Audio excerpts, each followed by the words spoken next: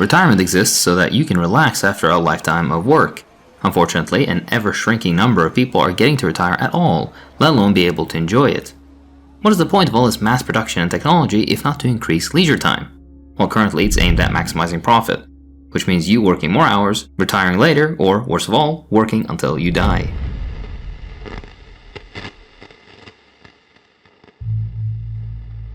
'18th century Britain is where and when capitalism's growth began to resemble the modern era. Mostly poor women worked up to 12 hours a day spinning, weaving, lace making, etc. for extra money to survive. Pay was by the day or week, which incentivized capitalists to increase the intensity of work and hours worked, which they often did to inhumane levels.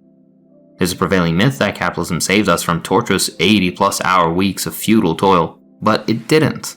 The factories of the mid-19th century might actually be the period of hardest work in terms of hours. By some measures, medieval peasants had much more leisure time than you, up to 6 months off in some cases. Most pre-capitalist formations across the world had less direct work hours because of the nature of agricultural labor, more than anything else, but the point still stands. However, even that 40-hour week, 8-hour day, is a lie and has been for decades. Salaried employment enables companies to reap their rewards via excessive, uncompensated hours that they feel entitled to.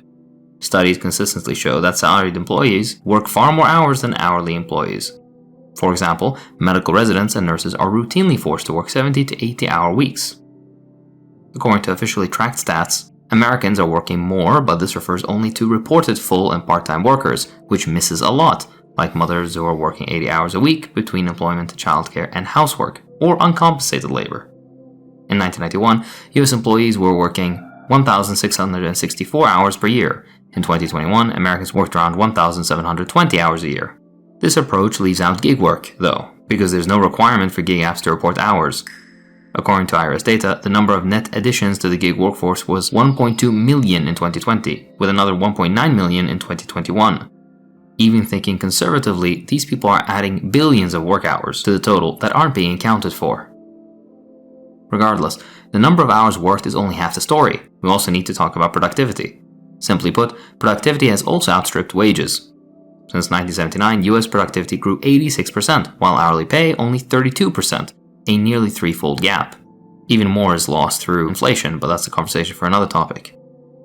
Western economies, like the US, rank amongst the most productive in the world, at $81 an hour, but what does that mean, really?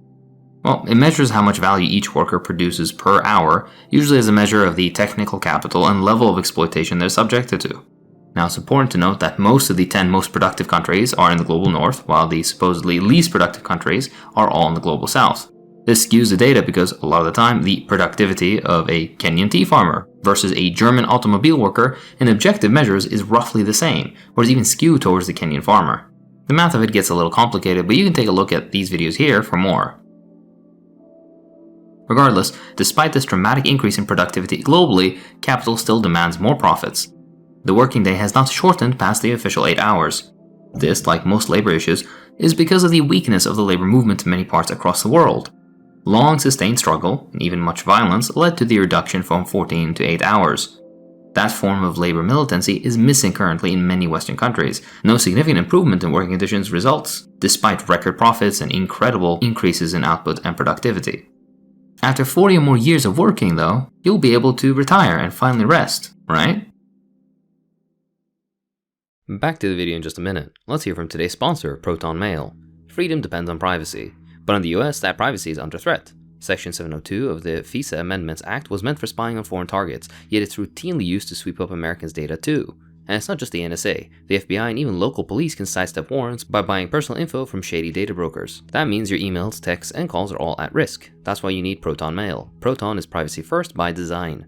Headquartered in Switzerland, it's shielded by some of the world's strongest privacy laws, which prevents foreign governments from forcing Proton to hand over your data, and thanks to end-to-end encryption, your emails are locked before they even reach Proton servers, so not even Proton can read them. Use the link in the description to get Proton's first encrypted email service and take back control of your digital life. And Proton isn't just email. With Proton Drive, Proton Pass, and Proton Calendar, your files, passwords, and schedules all benefit from the same zero-access encryption. In a world where governments and corporations are always looking for ways into your data, privacy shouldn't be optional. It should be the default. If you use Proton VPN, you can also shield your browsing history from ad tech and data brokers. And with Proton's feature Easy Switch, or even import your messages, calendars, and contacts all in one click. Join over 100 million people who have already taken back their privacy with Proton. Get started for free at proton.me/Hakeem or by clicking the link in the description. Thanks to Proton Mail for the sponsorship. This allows me to pay my editor fairly, which is much appreciated.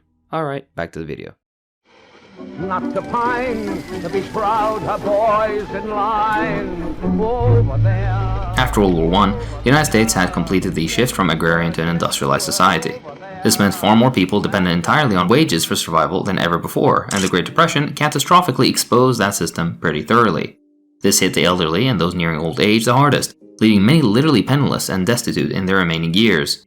Existing relief systems were funded mainly by donations and so were quickly overwhelmed, being completely unequipped to handle the devastation. However, long before the US faced the Great Depression, Germany had already established the world's first national old age social insurance program, designed by the Chancellor Otto von Bismarck and initiated by Emperor William I in 1881. The program was based on the Emperor's declaration that the elderly have a well-grounded claim to care from the state. Of course, as a counter to the wildly popular socialist political demands of the era. Germany's program initially set their retirement age at 70 and was lowered to 65 in 1916. In the US, this approach was used for two reasons. It was the retirement age in existing private pension plans, and, more significantly, half of the states with old pension systems also used it. Taking these and other benchmarks into account, planners judged age 65 to be more reasonable than 70. Regardless of the age limit, the committee's proposal for a compulsory contributory insurance system resulted in the Social Security Act on August 14, 1935. Several edits were made across the years, finally solidifying by the 1940s. In Europe, though, countries like France embarked on their own path to a public pension, usually decades earlier. Prior to the 1910 retirement law, old age protection in France was sparse and fragmented, covering just 5% of the workforce. This new law mandated a contributory system funded by workers and employers for 12 million lower-income workers and peasants, with pensions starting at age 65, which was then lowered to 60 in 1912, and allowed self-employed individuals to opt in. Concurrently, publications began promoting retirement as a period of leisure and well-being. These three models are the general trends seen across the rest of the world throughout the 20th century, aside from the socialist bloc, which had entirely different and far more robust and solid retirement schemes. How about the modern day? While those in power tended to lower their retirement age at or near its inception, today's trend is to raise them. Where is this happening? The real answer is more places than you could easily fit into this video, so we'll just mention 6 Western countries: France, Germany, Italy, Spain, UK, and the US. Increasingly, they all have very similar problems because they're all using approximately the same system, which has structural flaws making these problems all but inevitable. It's not an accident that all these countries are struggling in the same way. All 6 NATO allies are confronting a collapsing worker-to-retiree ratio and or supposedly unsustainable pension finances driven by aging populations. That's their excuse, at least.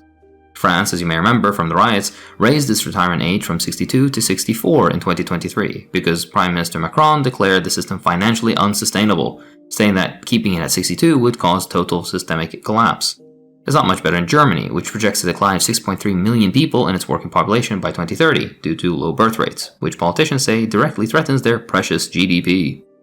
Spain's public pension deficit reached 2.5% of GDP in 2021, despite major reforms in 2011-2013, leading the government to fundamentally change the system. Italy cited surging inflation for current spending levels being untenable. The US anticipates its 65-plus population nearly doubling by 2080, from 12 to 23%, while the working age population dropping from 60 to 54%, which would create an unsustainable worker-to-retiree ratio.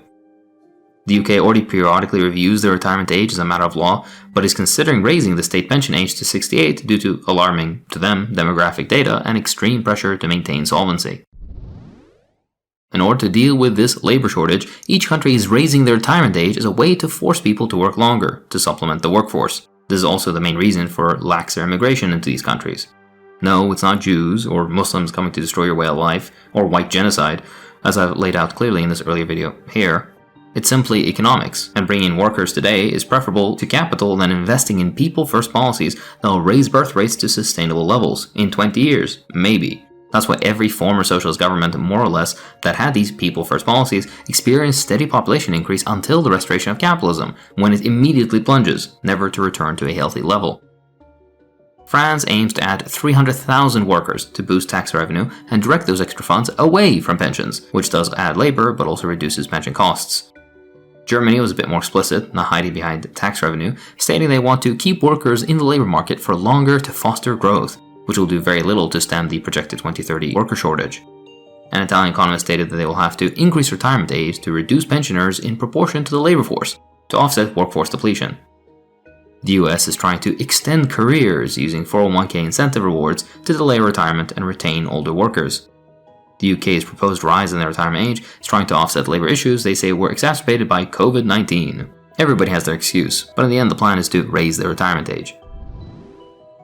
As I mentioned, Macron claimed that delaying retirement would increase payments into the system, while reducing costs over a decade, which also forces retirees to use savings.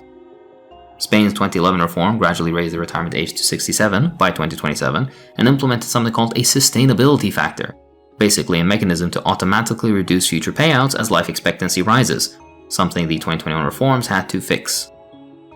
The US increased the age of full Social Security eligibility from 65 to 67, imposing permanent benefit reductions for early claimants, which will force poorer old people to work longer, whether or not it's healthy or even possible for them. Unfortunately for workers, the retirement age is outpacing supposed rising longevity. France's retirement duration peaked for those born in 1950. Data on UK mortality shows that a retirement age of 68 would cause 15,800 annual deaths before pension eligibility, with 23,000 dying in poverty without ever seeing their pension yearly. German researcher Enzo Weber noted that even maximum senior workforce participation would only partially alleviate shortages. 20% of adults over 50 in the US have nothing saved for retirement and fear they won't have enough to live on and will need to work until they die. Some countries are offering alternatives to increasing the retirement age, in whole or in part. Spain reduced penalties for early retirement and boosted rewards for late retirement while eliminating automatic life expectancy cuts, so some good. Italy's long service pension allows retirement after 40 years of contributions with no age requirement, while some propose flexible retirement at 67 with reduced benefits. Surprising no one, changes like these aren't very popular. One reason is because life expectancy doesn't just consistently rise. One piece of evidence comes from a study showing that life expectancy for non-college educated Americans, which has been falling since 2010, is now 8.5 years shorter than college graduates. This trend is compounded by overall US life expectancy also dropping significantly in 2020 and again in 2021 due to their atrocious handling of COVID-19. In 2022, Americans across all demographics were dying younger, driving life expectancy down even more. To top it all off, the wealthiest Americans outlived the poorest by more than a decade. It stands virtually alone among so-called developed nations in terms of life expectancy, having not seen a rebound similar to those of their peers. As we've seen, the idea behind delaying retirement age is to expand labor supply and reduce pension costs. This argument relies on misinterpreting life expectancy data. Life expectancy is an estimate that applies to birth cohorts, not to predicting an individual's longevity. Average life expectancy masks all type of social inequalities and ignores a very important distinction between lifespan and healthy lifespan. For many, especially marginalized groups, the physical ability to work does not extend to their statistical life expectancy. So basing retirement policies solely on rising averages demands more labor from older and sicker populations. This disconnect has been studied by economist Teresa Ghilarducci, who researches older workers' economic security. She points out that supporting research often imagines a highly idealized, near-perfect worker who effortlessly extends their career without facing age discrimination, pay cuts, or health decline. It's unscientific because they don't acknowledge the fact that they're using an extremely special case. She emphasizes an important, obvious, but rarely considered fact. Most people don't decide when to retire. She says, the verb retire isn't a verb that really belongs to the agency of the worker, it's the employer's choice. For most, retirement is forced on them due to declining skills, productivity, sickness, injury, and/or disability long before they plan to. Let's say you are employed, but you're not particularly happy with your job. Staying in a hated job is as hazardous to your health as being unemployed. Stressful, insecure, or bullshit work contributes to high blood pressure, heart disease, weakened immunity, and mental health struggles. Demoralizing work saps motivation to create or adhere to healthy habits, increasing the risk for obesity and diabetes. Demanding jobs sabotage social engagement vital for seniors, which intensifies isolation and loneliness, which is already at crisis levels. Delaying retirement ignores cognitive risks because while stimulating work can preserve mental sharpness, dull jobs accelerate memory loss and stress. And if your work exposes you to pollutants or loud noises, your health will decline even more. Now, some meaningful work can be good for your health, but that often ignores that high-stress, high-injury roles, like social work or firefighting, are rarely sustainable into late age, no matter how meaningful they are. Likewise, the majority of labor isn't meaningful, a term defined vaguely as is. We will sidestep the conversation of meaningful labor for now. In advanced age populations, living longer rarely translates into being the paragon of good health. Yes, people are living longer thanks to better healthcare and a higher standard of living, but those extra years are or will be marked by a gradual increase in disease. Many of the elderly struggle with a multitude of health issues, chronic diseases, disabilities, normal gradual decline in cognition and mood, and abnormal lab findings that interact with one another, accumulate and leave the body frail, which elevates the risk for them dying in ways that conventional measures like life expectancy cannot capture. This should go without saying, but the older you become, the sicker you'll get, and all the while the gap between total lifespan and healthy lifespan widens. So where does that leave us? Overproduction cycles and economic crashes dominate while issues such as food insecurity and homelessness continue. At current production and productivity levels, sensible distribution would result in everyone in the nation, or more generally, with the appropriate measures, having their base needs met. More than that, we could easily get by and maintain current productivity levels with a shorter workday and or a shorter work week. What else were those centuries of efficiency and productivity gains for otherwise? In addition to a shorter work week, we need to overhaul the concept of retirement entirely. With such a reduced schedule, how should we handle retirement? That's for you to decide in your own country, but a general reduction in retirement age is not a bad thing. That, tied to some corporate profits being mobilized towards social ends to offset the slight reduction in net labor hours, and you have a sustainable setup. Less work, and more meaningful work, means more time for social engagement, community development, better healthcare outcomes, and more meaningful civic engagement. A sensible left-wing platform and a serious labor movement achieved this before, and it can achieve it again. A better world is possible. That's all for this time. If you enjoy what I do, then please consider supporting me on Patreon. It really does help. I'd like to thank my patrons, so thank you too.